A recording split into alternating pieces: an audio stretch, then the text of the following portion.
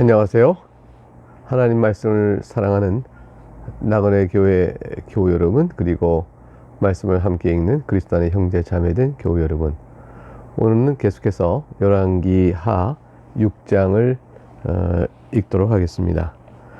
열왕기하 6장은 몇 가지 사건들로 이렇게 여러 가지가 섞여 있어요. 이제 하나는 도끼가 물에 빠졌는데 그것을 떠오르게 하는 이적의 사건, 그리고 또 이제 아람 군대가 이제 엘리사를 잡으러 그 공격에 포위했지만, 그러나 엘리사를 잡지 못하게 되는 하나님의 간섭에 의한 이적 사건, 그리고 오히려 그들이 이제 사마리아로 유인당하여 그들이 이제 죽게 될 상황인 것을 관용으로 베풀어지는 그런 사건, 그리고 그러나 나중에 이제 아람 군대가 사마리아 성을 이제 다시 침범해서 사마리아 성이 아람의 포위로 인해서 극심한 굶주림과 비참한 참상에 놓이게 된 사건. 그런데 그것을 이제 하나님께서는 어떻게 구원하실 것인가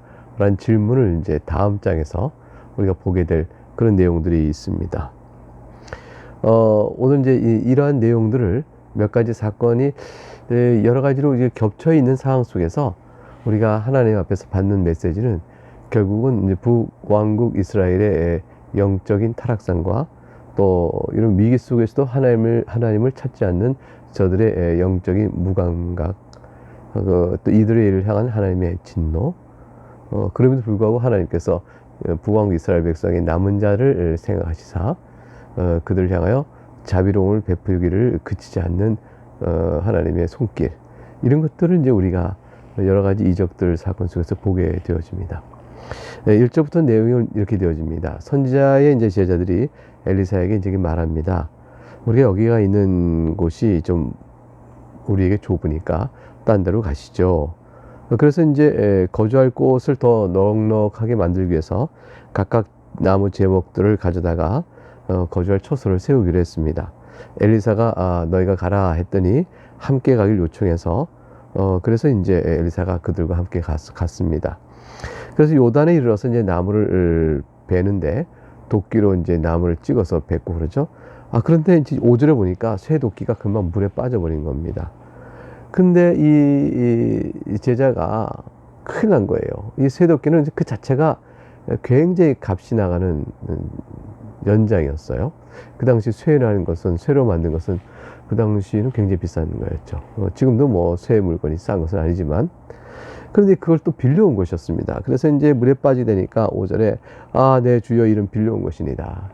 그러니까 나무를 벨 때 쓰는 연장도 빌려와야 될 만큼 자기 소유로 갖지 못할 만큼 경제적으로 좀 어려웠다는 것이 있고, 또 사실 선지생도들이 뭐 도끼가 꼭 자기 소유를 갖고 있어서 필요할 만큼 자주 필요하지 않았겠죠. 어찌됐건 간에 경제적 형편이 좀 어렵고 또 자기 소유로 되지 않았던 그 도끼를 그만 물에 빠뜨렸으니, 이거 뭐 영락 없이 이걸 다 물어줘야 하는 형편이니까 기분 탄식이 오게 되어지죠. 그럴 때 이제 하나님께서 엘리사를 통하여 이적을 베푸십니다. 6절에 하나님 사람이 이르되, 즉 엘리사가 이르되 어디 빠졌느냐 이렇게 물어봅니다. 그래서 이제 그곳을 이렇게 딱 가리키니까 엘리사가 나무가지를 탁 하나 빼서 그곳에 탁 물로 던집니다. 던지니까 쇠도끼가 쫙 떠오르는 거예요. 그리고 얼른 그걸 잡아라 해서 이제 그것을 집어라니 그 사이 손을 내밀어 그것을 탁 집어서 건지게 됐습니다. 나뭇가지와 쇠도끼가 떠오르는 것과 아무 상관관계가 없죠. 나뭇가지의 어떠한 그 자연적인 성질이 쇠도끼를 물에서 떠오르게 하는데 아무런 역할을 하지 못합니다. 모세의 지팡이가 나일강을 가를 때 지팡이가 나일강을 가는데 아무런 역할을 못하듯이 말이죠. 근데 하나님께서는 모세에게 지팡이를 내밀라 해서 이렇게 이적을 베푸시고, 그러듯이 이제 엘리사에게는 나무가지를 던지는 이제 행위가 있게 되어지고, 그리고 쇠도끼가 이제 떠오르게 됩니다. 둘 사이 인과관계는 없지만 하나님께서는 엘리사를 통하여 물이 떠오르는 기적을 베풀 때 이제 나무가지를 이제 베어 던지는 일들이 있게 된 것이죠. 뭐 그것을 어떻게 떠오르는 거 설명하려고 시도하면 할수록 잘못된 시도가 됩니다. 이 이적은 하나님의 초자연적인 역사 그 자체로 이해가 되어야 하는 것이죠. 그 다음에 이제 다른 에피소드가 나옵니다. 그 이적은 뭐냐면 아람 왕이 이스라엘과 이제 싸움을 하려고 계획을 세웁니다. 그 신복도 의논하니까 작전 계획을 세우겠죠. 자, 우리가 여기저기에 아무 데에 진을 치자라고 했습니다. 이것은 그 안에 내부에 아주 핵심적인 인물들만 아는 그런 계획이죠. 그런데 하나님의 사람이 이스라엘 왕에게 사람을 보내서 말하기를, 왕은 여기저기를 아무 데를 가지 마십시오. 아람 사람이 그곳에서 잠복해 있다 나올 것입니다. 이런 식으로 이제 또 진을 치고 있을 것입니다라고 알려주는 거죠. 이거는 아주 매우 군사 기밀이요. 아무도 알 수 없는 그런 탑 시크릿. 가장 그 비밀이 보안이 철저한 군사 기밀인데, 그것을 이제 이스라엘 왕에게 알리게 됐으니 아람 사람 입장에서는 이건 참 기가 막힌 일이죠. 그래서 이 일이 10절에 보니까 하나님의 사람이 자기의 말에 경계한 곳으로 사람을 보내 방비하기가 한두 번이 아닌지라. 이 아람 쪽에서 의심할 만한 겁니다. 도대체 이 일이 어떻게 된 것이냐. 그래서 11절에 아람 왕의 마음이 많이 불안해지겠죠. 불편합니다. 우리 가운데 이스라엘 왕과 내통한 자 틀림없이 있다. 그렇지 않고서 이 일이 어떻게 드러나느냐. 그러자 이제 신복 중 한 사람이 말을 했습니다. 우리 집 왕이 아닙니다. 우리 가운데 내통한 자가 있는 것이 아니고 이스라엘은 선지자 엘리사가 있어서 그렇습니다. 엘리사는 왕이 침실에서 하는 말씀도 다 알고 이스라엘 왕에게 구할 수 있는 자입니다. 하나님의 불이 넣으신, 하나님의 그 여호와 하나님이 쓰시는 엘리사 때문입니다. 라고 말을 했죠. 그래서 이제 왕이 그래서 그러면 엘리사가 어디 있나 그를 붙들어 와야겠다. 그를 잡아서 꼼짝 못하게 하면 우리가 이제 이스라엘을 치는데 도움을 얻을 것이라. 라고 엘리사를 먼저 잡기로 합니다. 신하들이 말하기를 도단에 있습니다. 그래서 이 도단이라고 해서 이제 사마리아에서 동북쪽으로 약 19km, 20km 정도 가는 곳에 있는 것인데, 다른 무엇보다도 이제 요셉, 옛날에 이제 야곱의 아들 요셉이 형들에 의해서 이스마엘 대상에게 팔리게 되죠. 그 팔린 것이 바로 도단에서 팔리게 된 그런 곳입니다. 엘리사가 이곳에 머물고 있었죠. 그래서 이제 아람 왕이 많은 이제 말과 병거를 가지고 쭉 갖고 와서 도단이라는 성읍을 쫙 에워쌌습니다. 이 뭐 군대가 말과 군사가 딱 에워쌌으니까 도단에 있는 사람들은 딱 이제 꼼짝없이 이제 당하게 된 것이죠. 하나님의 사람의 사원이, 엘리사의 사원이 일찍 일어나서 가서 보니까 군사가 말과 병과 성을 다 에워싸고 있거든요. 그러니까 이제 엘리사에게 말을, 내 주여 이거 어찌하리까? 이제 우리 꼼짝없이 당하고 죽게 됐습니다 하고 그냥 탄식을 하게 된 거죠. 절망인 것이죠. 이렇게 눈에 보이는 군사들이 쫙 이렇게 막고 있으니 이거 어떻게 우리가 감당할 수 있겠어요. 근데 엘리사는 담대합니다. 두려워하지 말라고 말하죠. 우리와 함께한 자가 저들이 함께한 자보다 많다. 이게 도대체 무슨 말일까요? 지금 도단에 무슨 이들과 함께한 군사들이 여기 있다고 이렇게 엘리사가 하는 말일까요? 엘리사가 너무나 터무니없는 얘기를 한다 싶을 때 엘리사가 이제 기도하여 원하건대 저자의 눈을 열어서 보게 없어서. 그래서 하나님께서 이제 그 청년 눈을 탁 열어주시니까 그가 보니까 그냥 불말과 불병거가 산에 가득하여 엘리사를 둘러서고 있는 겁니다. 이 환상제 보는 거죠. 불빛 속에 불로 된 말과 불로 된 병거가 쫙 있어요. 그러니까 그 군사력이 불로 된 모습으로 쫙 있는 걸 보여준 거죠. 영적인 하나님의 도우심의 능력을 이러한 환상으로 보게 하여 저들을 하나님의 능력에 의해서 저들을 다룰 것임을 하나님이 알려주신 것이라 볼 수가 있습니다. 아람 사람이 엘리사에게 내려옵니다. 엘리사가 여호와께 기도하여 이르되 원하건 저 무리의 눈을 어둡게 하옵소서 하며 엘리사의 말도 그들의 눈을 어둡게 하신지라. 그러니까 이제 그들이 이제 도단을 다 둘러싸고 있는데 이제 엘리사가 기도하여 저들 눈을 다 이렇게 다 어둡게 해버렸습니다. 어둡게 하니까 이제 앞이 안 보이는 거죠. 길이 이제 없는 거예요. 그러니까 눈은 떴으나 길이 안 보이는 거죠. 그래서 이리 가고 저리 가고 길을 찾을 수가 없게 된 겁니다. 엘리사가 그들에게 말했습니다. 너희가 가는 길이 어디냐? 그 길이 아니요. 그 성읍 다니니 나를 따라와라. 그래서 이제 엘리사의 인도대로 그들이 갈 수밖에 없는 눈을 떴어도 길을 찾지 못하는 얼음 맹인이 되어버리고 만 겁니다. 그들을 인도하여 사마리아에 이르니라 되어 있습니다. 우리도 이제 이 아람 군대처럼 눈을 떠서 길을 찾지 못하는 맹인들이었죠. 진리를 분별하고 나아갈 수 없었던 그런 자들이었습니다. 성령 하나님께서 우리 눈을 뜨게 하여 바른 실상을 보게 하셔서 지금 그리스도 안에 우리가 있는 것이죠. 성경을 이렇게 읽는 것도 하나님의 올바른 진리와 하나님의 어떤 분이시고 우리 처지는 어떤가를 말씀을 통해 계속 배우게 하시는 그런 은혜 안에 우리가 있지 않습니까? 이제 그런 걸 통해서 우리가 진리를 알게 되어집니다. 맹인의 눈을 뜨게 되어진 것이죠. 저들은 이제 이끌고 엘리사가 이제 사마리아 성으로 쫙 가게 됐어요. 그래서 이제 사마리아 성으로 갔으니 어떻게 돼요? 사마리아 도단에서부터 쭉 끌고 사마리아 성으로 온 거죠. 약 19km가 돼 있잖아요. 19km 끌고 와서 이제 사마리아 성에 딱 놔뒀으니 이제 이들은 꼼짝없이 이제 북왕국 이스라엘 군대에서 이제 완전히 처참하게 이게 처형을 당할 그럴 이제 처지가 되고 만 거죠. 적진 깊숙이 와 있어서 적군이 우리가 둘러싸고 있는 거니까 자기도 어떻게 방어할 힘이 없게 되었죠. 20절에 이제 사마리아에 들어갈 때 엘리사가 이제 기도하여 저들의 눈을 뜨게 보게 하옵소서. 어디 와 있는지 실상을 볼 수 있도록 기도하니까 눈을 여시니 자신이 사마리아 탁 성읍에 와 있거든요. 이게 어떻게 해요? 이제 꼼짝없이 포로가 되어버린 겁니다. 그러니까 21절 이스라엘 왕이 그 보더니 아니 저들이 다 포로로 우리 성에 들어와 있구나. 이제 기회다. 내 아버지 엘리사여 내가 저들 치리까 이렇게 내가 치리까 두 번이나 반복해 말합니다. 이제 저들 쳐서 강력하게 징벌하여 이스라엘의 힘을 드러내고자 하는 이제 왕의 욕심이 있었던 것이죠. 근데 엘리사의 말은 그런 군사적으로 저들을 쳐서 물리쳐서 길을 꺾거나 이렇게 힘으로 눌러버리는 어떤 그러한 식의 대처 방법을 동의하지 않았습니다. 그리고 도리어 22절에 치지 마소서 말립니다. 내가 치니까 두 번에 물었던 이스라엘 왕 입장에서는 치지 말라니까 그걸 거역하여 칠 수도 없고 엘리사가 여기까지 다 데려온 거니까요. 하나님께 사실 이제 뻔히 아는 거 아니겠습니까? 그칠 수도 없고 그러나 치고자 하는 마음은 있고 그래서 판단이 혼란스러웠을 거예요. 그러나 엘리사는 이제 도리어 치지 말라고 하고 칼과 활로 사로잡은 자인들 어찌 치리까? 포로로 온 자를 이게 인도주의로 대해야지 어떻게 치겠느냐 이제 이렇게까지 엘리사가 얘기했어요. 떡과 물을 그들 앞에 두어 먹게 하고 마시게 하고 그들의 주인에게 돌려보냈어 하는지라. 그게 이제 이건 이스라엘 왕이 볼 때는 마땅치 않은 행동이라고 볼 수 있죠. 그러나 뭐 어떻게 순종 안 할 수가 없죠. 그래서 왕이 음식을 많이 베풀어주고 먹고 마시게 하고서 그들의 왕에게 다시 돌려보내게 되었습니다. 그래서 어떤 효과가 드러났을까요? 이후로 이제 성경의 23절 맨 마지막 줄에 이로부터 아람 군사의 부대가 다시는 이스라엘 땅에 들어오지 못하니라 그랬습니다. 첫째 이유는 뭐 아마도 엘리사가 있으니까 엘리사가 있는 한 우리가 어떤 작전을 짜도 다 알아버리게 되어지고 또 저렇게까지 당한 일들이 있으니까 엘리사가 활동하는 건 안 되겠다라고 생각했었고 두 번째는 어쨌건 엘리사로 인해서 그 생명 얻는 자비를 받았잖아요. 이 큰 생명 얻는 자비를 받은 이 아람 군대가 다시 공격하여 할 그러한 이제 일들은 없게 된 거죠. 그러니까 은혜를 이제 악으로 갚는 일에 일정한 주저함이 있는 거죠. 그런데 그 다음 절에 24절 보니까 상황이 완전히 바뀌어 버립니다.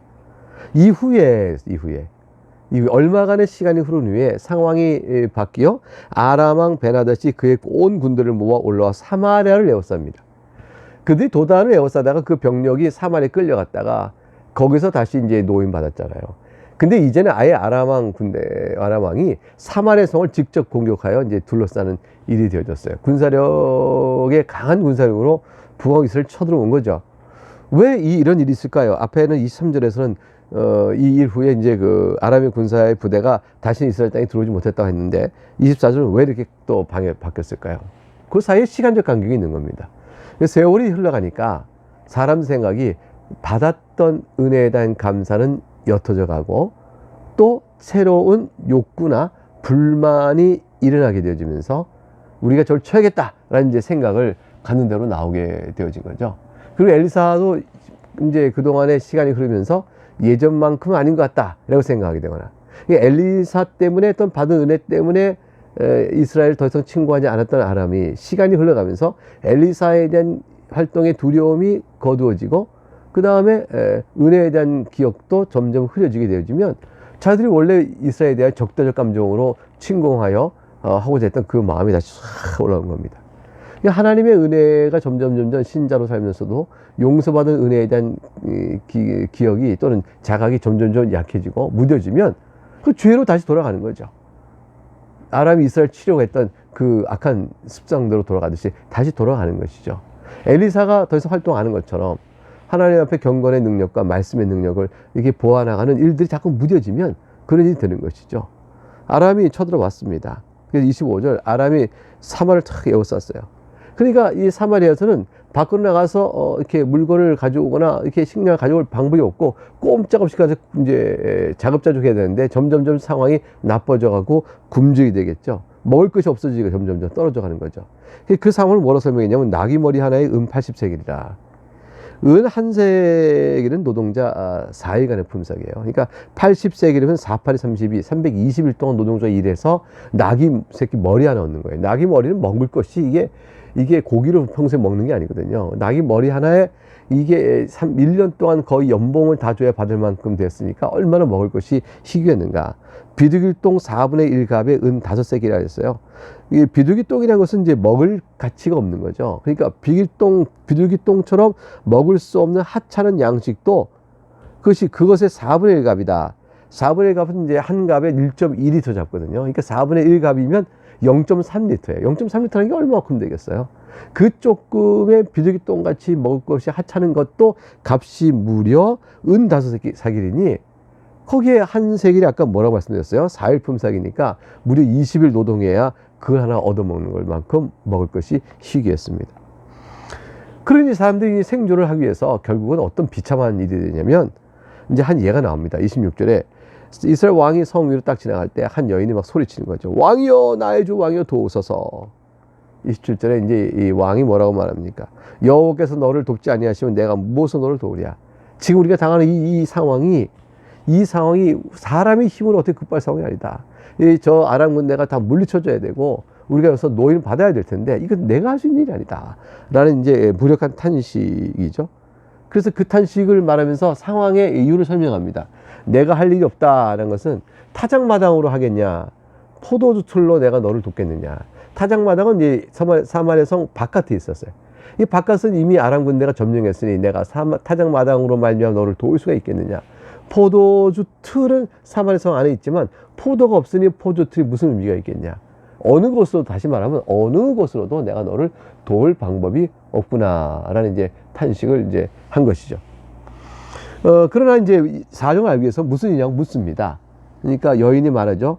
이 여인이 내게 이르기를 네 아들 내놓으라. 오늘 그거 잡아먹고 내일은 네 아들, 내 아들 먹자. 이렇게까지 된 거죠.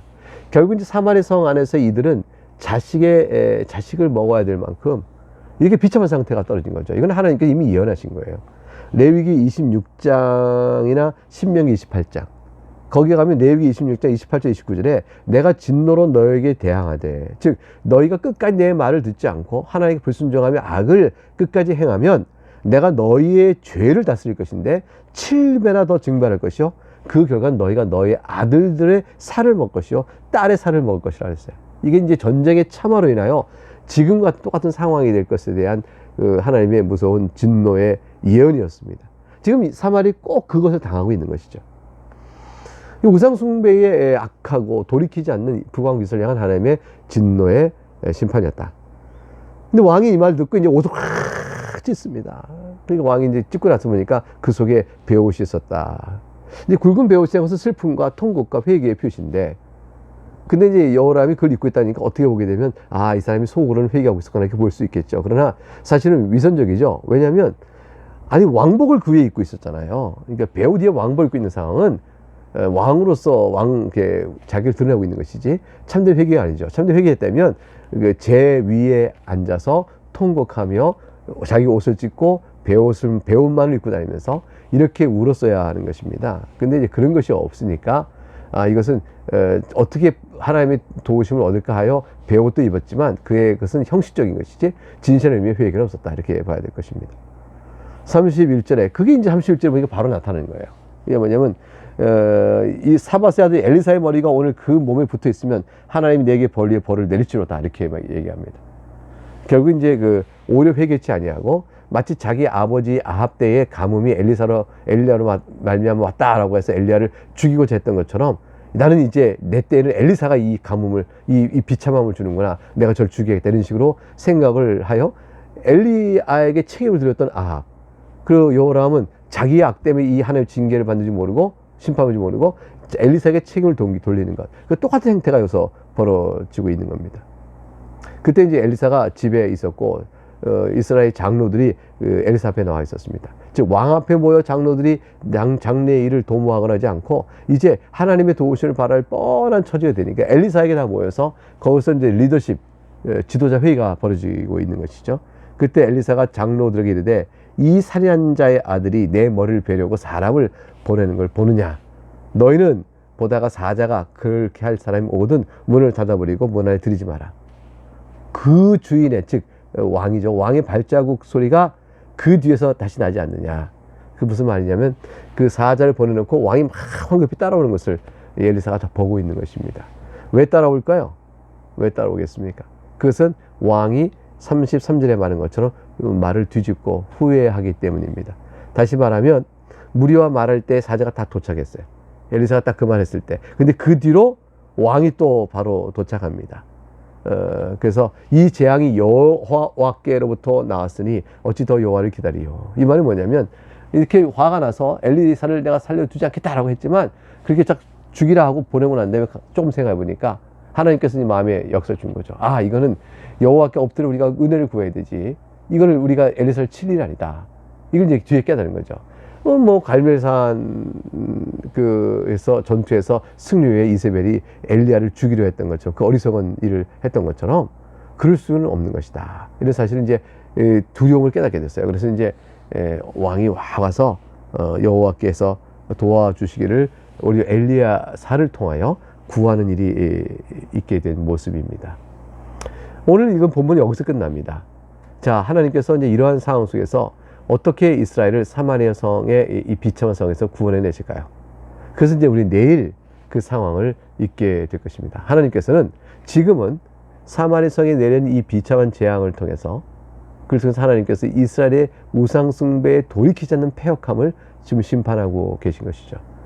그리고 그 앞에 나와 있던 쇠도끼가 물에 빠졌을 때 어떻게 하면 좋으냐라고 이제 말했던 제자를 불쌍히 여기셔서 이적으로 그 쇠도끼를 건져주신 일들은 하나님께서는 자기 백성들이 이 놓여있는 삶의 처지와 공고함 속에서 신음할 때 결코 외면치 아니하시고 작은 일이라 하여 외면하거나 그러지 아니하시고 그걸 돌보시고 계시다라는 것을 보여주고 있고요.